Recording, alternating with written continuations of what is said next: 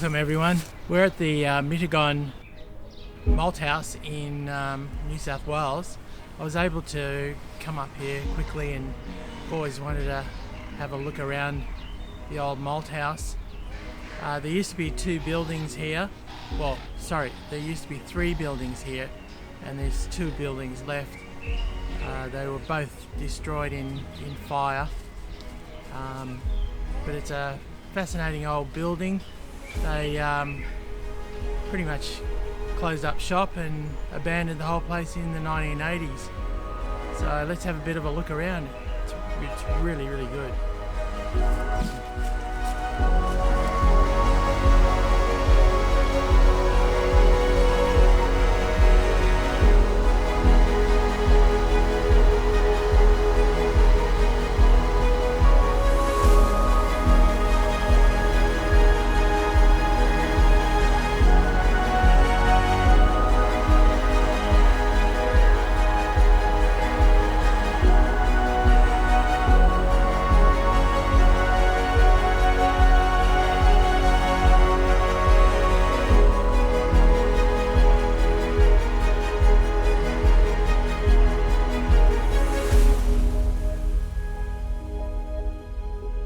So I've got some information about the building. It was actually built between 1898 and 1916. The building supplied malt, a key ingredient of brewing beer. So the company that owned the whole complex was Tooth & Co. It was one of the oldest companies in Australia in its time. The building supplied malt, a key ingredient of brewing beer, to New South Wales. There were three buildings on this site, two of which remain and one that was burnt out and destroyed by fire in 1965. The Tooth & Co brewery thrived over the years with great success, but when 1974 came around, major changes began to affect the company occurring from the Commonwealth Trade Practice Act of 1974.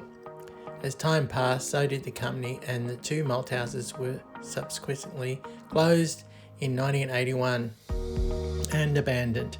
The Tooth & Co struggled to maintain over the next 30 years and were removed from the Australian Securities Exchange, with the company being stated as worthless. So pretty much they had fires in 1942 and 69 and then in 1980, so that's what pretty much closed them down.